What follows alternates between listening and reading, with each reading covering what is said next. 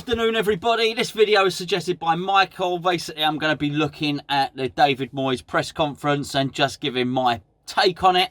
You'll have to excuse me. I've got to be honest with you. I'm a bit grumpy. I'm afraid so. I'm a little bit grumpy. I'm quite annoyed with the whole West Ham situation at the moment. And under normal circumstances, reason enough not to do a video. Well, whilst I'd like to be flippant and be amusing and make a bit of a joke of this press conference, I really do feel that this is the final dagger in the heart from an owner who has now not only shown their true colours in terms of their knowledge of the football game, but actually this is pretty much the owner saying, I don't care what you think anymore. This is what I'm doing. This is my football club. Now, your football club was the old West Ham. That was at Upton Park. I destroyed that. That's gone. Here's the new West Ham. I'm doing what I want. And so because of that, as I say, I'm a little bit grumpy. I'm a little bit moody about the whole West Ham situation at the moment. That being said, David Moyes had his first press conference. Thank you to Michael, nonetheless, for your suggestion, my friend. Let's give it a watch. Let's see what Moyes has got to say. Thank you. He looks happy, by the way. He looks very pleased. Welcome back to the Premier League as well. Thank you very much. Do you feel you have unfinished business here? I certainly do feel as if I've got unfinished business. I really enjoyed my time here last time. I felt by the end of the time we had turned things around, gone in a real positive direction with the players, and I think the players would say that as well. I think they really enjoyed the end of the time. Obviously, I would like to have developed that and worked from there, but it didn't quite happen then. But overall, look, I'm smiling. It was great to come in through the doors and see the men at the doors, and then everybody come in. It made it really easy today. He is smiling. I do not think for a second that Moyes isn't a man of integrity. He's smiling. I can see he's happy, and I'm pleased he's happy. I don't want him to come to work and not be happy. With, I'm annoyed enough that he's been reappointed. The last thing we need is somebody who is quite downbeat and down on himself. So we want David Moyes. If we want points, don't we? So we want David Moyes to be upbeat. I'm pleased about that. Whether the players enjoy playing under him, I think some probably did. I do think some did. I don't doubt that for a second. Let's crack on. I know it's about looking forward, but do you feel you were badly treated by the club last time at the end? No, I don't, because obviously things were done correctly, in as much as that I wasn't taken on and I was told that. I was disappointed, which I said, but this is why I've got another chance to go again. And I think it says something an awful lot about the owners, and they've thought that the job that I did do with my staff was good enough to give me another opportunity. And this time I'm going to make it where there's no choice, that they would always be wanting to renew in the future. Well, basically, he was asked if he was disappointed. He said yes, he was disappointed, which of course he was. Naturally, he was. It says an awful lot about the owners that. He's put a nice spin on that, hasn't he, really? He says an awful lot about the owners that David Moyes' staff did enough that they wanted to reappoint him. They didn't want to reappoint him. They didn't want to reappoint him. If you look at the statement that the owners made when they released him, that told you what the owners thought. This is a crazy situation. This is crazy. I mean, so I'm not going to let it be spun that the owners wanted him. They wanted to go in a different direction. I mean, either one of the press releases was absolute BS, or there's some amnesia going on. I don't know. Anyway, let's have a look. You spoke there about with your staff. Have you made any decisions regarding that? I'm getting round to it at the moment. It's all been incredibly whirlwind, from sort of last Saturday night when it changed and getting down yesterday. I can confirm that Alan Irvine's coming in. I'm going to skip to a more interesting bit. He can't confirm Stuart Pearce yet. Let's skip on a little bit. Okay, now he's asking if there's an 18-month contract. Is there a clause to extend it? Yeah, there is. I can extend it. There's a clause in there which can extend it. And look, I'm really that thrilled to go again. And I'm going to make it impossible that the clause can't be implemented. That's for sure. So that's my plan.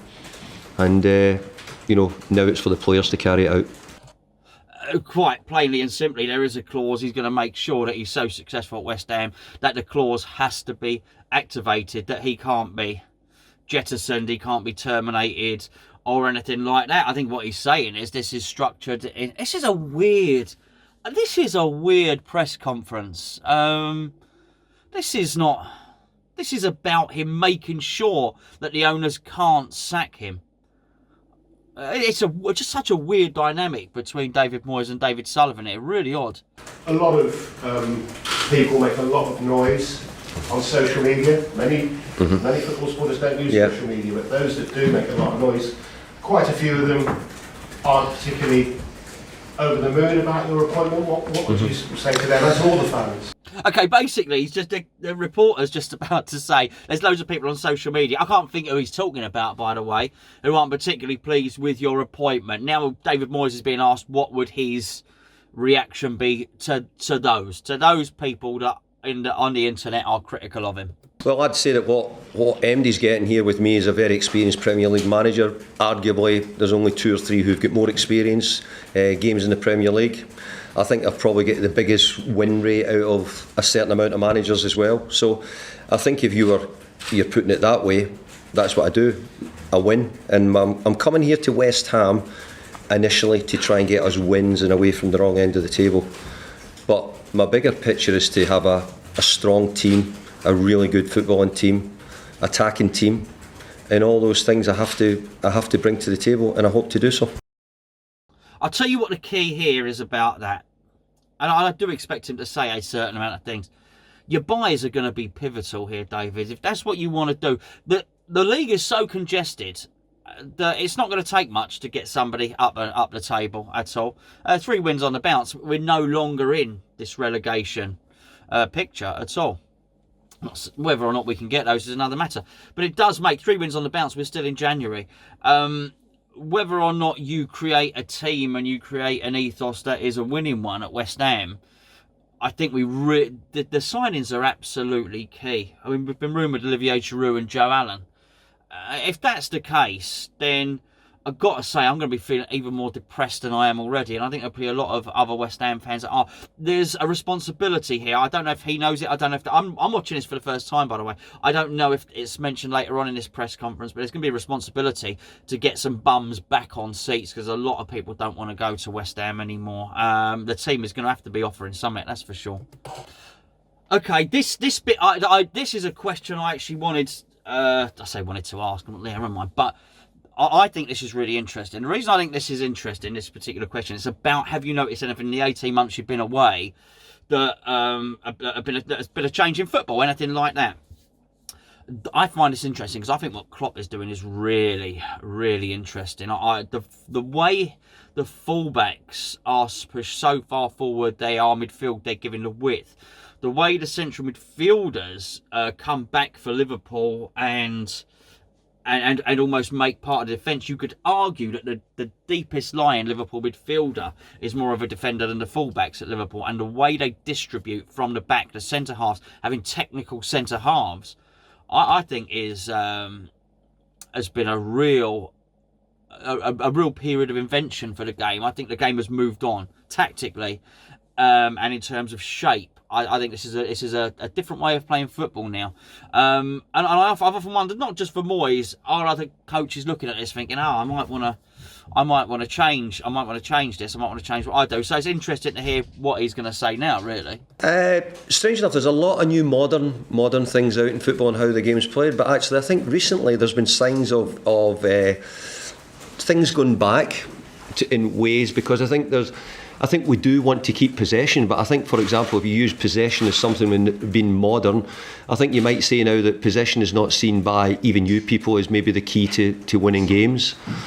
I think we're seeing, teams, we want to see more attacking football. I think we want to see action and excitement.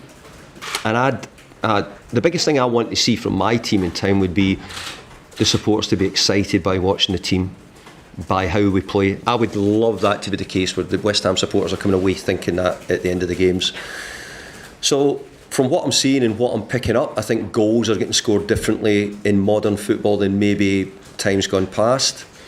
But yet there's still things just coming back which I've seen in regular games recently where, you know, I'm seeing quite a lot of balls, long passes, I'm going to call them long passes, which is, you know, running in behind, which might have been seen more in the past rather than, you know, lots of passes before you score. So I think football, the basics will always be there, but I really think that there's a lot of new modern techniques coming in, and I'm looking forward to giving them all a go. Yeah, I'm not a fan of tippy tappy, by the way. I like to attack in 6-7 passes, something like that. I like width. I've said many times I much prefer the way Liverpool play to the way Man City play. Easy to say this season, but those of you that watch regularly know I've been saying it for 2 or 3 seasons. I prefer that football. I quite like the way Pardew had us playing, which was, you know, get it through the park quite quickly, get the ball wide, get it in, and attack at pace. I think that's English football, it's Premier League football. It's what I want to see. So I don't particularly argue with what he's saying. I don't think possession per se is necessarily what's always needed, but I do think you've got to have shots, and I do remember there were a few too many times last season where under David Moyes season before last, where we didn't have any shots at all. Okay, at this point, David Moyes has been... I've cut a lot of this out. Some of the questions that have been asked are just ludicrous. Why are we asking this guy about VAR? There's been a lot of offsides and stuff like that. Crikey, look, there's some real good questions you could ask at this press conference, particularly about his relationship with David Sullivan. None of them being asked at all. But he has been doing some work with UEFA. So he is being asked now, since he's had a bit of time out of the game, what has he looked at and what has he seen that he thinks might, that he admires, what might he like to implement, let's say. That's interesting. Well, I think if you were talking about what would excite you, the Red Bull model, for example, which I went to go and see a while back, excited me with, you know, and if you look how Red Bull Salzburg have done, Red Bull Leipzig, I've done. You'd probably say, yeah, I can see that. You know, in the way they've used younger players and how they've tried to develop it. So I do admire. There's a lot of things to look at. I think you'd have to have admiration for how the top of the Premier League are playing at the moment. Liverpool, I think they've got some really, really talented players, and they're playing a really good brand of football. Okay, I mean, all good answers, actually. Liverpool, I would already discussed. The Red Bull model, I think he's absolutely right there, of course. I think they've just, one of the Red Bull teams have just agreed to sell Haaland, haven't they, to Borussia Dortmund, who, of course, again, have another really, really good footballing philosophy of bringing young players through and identifying young talent. What I would say to David Moyes, I'm sure he knows this, is we are a million miles away from whatever that is. And there are some seriously switched on and up-to-date scouting systems and analytics departments in place there. I won't repeat what I said in the video about our scouting and about everything else, but I've put it there in a recent video. I said I think we're now down to about 5 scouts. These top clubs have 50 or 60, so he might well like the Red Bull model, but they are at one end of the spectrum. We're on a completely different level. There are a lot of championship clubs who have a lot better scouting infrastructures than we do, and it is also worth pointing out that both Husilos's son and Pellegrini's son were 2 of our scouts. So anyway, on we go. Hey Dave. Thank you. Hi there. Last time you were here, you were clearly disappointed to be let go. When the owners got back in touch and asked you to come back, was there a degree of humble pride in you? No, but what I would say is I think it showed quite a lot of class from the owners, and I think that's what at times maybe they can be misconceived. But I've got to say, David Sullivan, David Gold, who I've had a bit of lunch with just now, were excellent. It was very simple when he called me, asked me did I want to come back, and I said I can't wait. So when that happened, then really it very quickly got in on the way. We didn't really talk about anything before or anything in the past. We were really just talking about the team now, what we're going to have to do, position we're in, and it all went very well. I like him. I like David. I don't like the football. I don't like the fact he's here. I like it. I'm not laughing at David Moyes. I'm laughing at this ridiculous situation we have. There's a nice spot of lunch with David Gold, and they didn't speak about what happened in the past. I bet they did. I don't believe that for a second. If David Moyes didn't march in there and say what you lot did is bang out of order, and because you did this, I want A, B, C, D all to be in place. Maybe I'm judging everyone by my own standards. Maybe everybody's not as grumpy and demanding as I am. Maybe he's just a nice guy and I'm not, and it's as simple as that, really. But I don't know. I don't know. This is silly. Let's. Really inheriting an expensive squad. How much money are you spending in January? How much money are you getting in January? Well, I think there's money there to spend if we need it. I think from my point of view, and what the message I'm giving is, I'm more interested in the players at the club at the moment, because I think that we have to see what we've got here, see how we can mould them into the best possible team, the best possible formation, and arguably, I have to say, is we have to get results. And it was a little bit like the situation I was in when we arrived before. We have to look to pick up points and move away from the position we're in. Thanks, Joe. Yeah. I always knew you liked London and West Ham. You called it home. You only did it Yeah. Well, it does remind me of Glasgow a lot. I think the supporters. Oh, London, you're joking. Yeah, well, I would have to say the supporters reminded me of being back home. I think the West Ham supporters have got a lot in common with the supporters in Glasgow. They're fierce, competitive about their team, and look, it's sunny down here, so it's like that in Glasgow as well. You got to remember. Never sunny in Glasgow. Was it all happened from Saturday onwards, or was there a little? Yeah, no, Saturday after the game, and actually that's why it's been incredibly rushed, because sort of the game, even if it had been an earlier kick-off, it might have helped me, but it finished and I got a call after, and really it just all kicked into gear from then. Where were you? I had been in Glasgow and I was driving back from Glasgow on Saturday afternoon, so only getting back then meant that it was pretty quick to turn around and get down here yesterday and get things in place to train today. You saved the club last time round. Is this squad a better squad than you had last time round? Right, I've cut a little bit out there. He's Moose asking questions. Now, we saw Moose on Saturday night. I wasn't in the best of states. I've got to be honest with you. I was pushing him for an interview. He didn't want to give me. I didn't want to speak to me at all, which is absolutely fine. And he is now asking David Moyes if David Moyes has a better squad now than he did before. So this should be a half interesting answer. I believe so. I believe they've got a lot of good players. I think they've spent well on players. I think, if we've been truthful, I think we need those players now to stand up. I think we need those players to stand up and show exactly what they can do. I've just paused it there. So we've spent well on players. You have to assume he likes who we've signed. Forget the most instant ones. Think about all those players that we've signed since he's left. Is he going to like all of them? Clearly not. But clearly also, in terms of it, somewhere in amongst that group of Diop and Haller and Fornals and Anderson and Yarmolenko and Balbuena, Fabianski, clearly he's thinking that there are some players there who he quite likes. I think the players have a massive impact on what their performance does on the support. And I think they're going to have to do that in the coming weeks, when we'll need to demand all the things which we did before. When I came in 6 months ago, or 6 months, a year and a half ago it was, in the 6 months we had to try and quickly get a turnaround and get something out the players to get us results. We have to do that again. But I do know now that I've got a little bit longer project to look at that, what it's going to look like a little bit after that. But first and foremost is to get away from the position we're in. Okay, so he's not just going to fight. He's got a slightly longer project. I think the double training sessions are coming back in. He's not said it there. What he also did say when he came in the last time was, don't run, don't play. So you can use that in your own mind to work out who you think he's going to play and who he isn't going to play. First 2 games, Bournemouth and then Gillingham, Eddie Howe. This is interesting. Bournemouth, and then he's being asked about the FA Cup game against Gillingham. This will be interesting. Yeah, no, I'm looking forward to all the games, and I mean that because it's a little bit unknown at the moment how it's going to be. I think the results have been a little bit up and down. I've got to try and get a good team, but I'm looking forward to all the games, and obviously Bournemouth's the first one.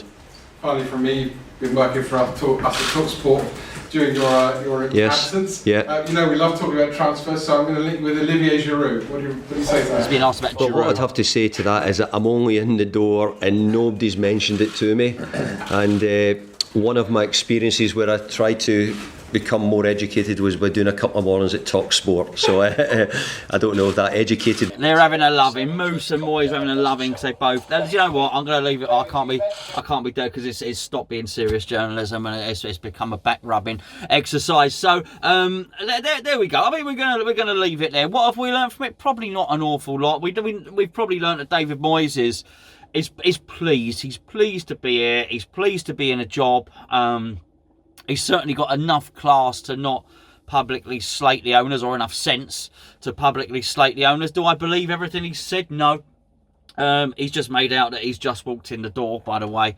He would have having conversations with Golden Sullivan for a long, long time. He wasn't just driving back from Glasgow and got the phone call on Saturday. What?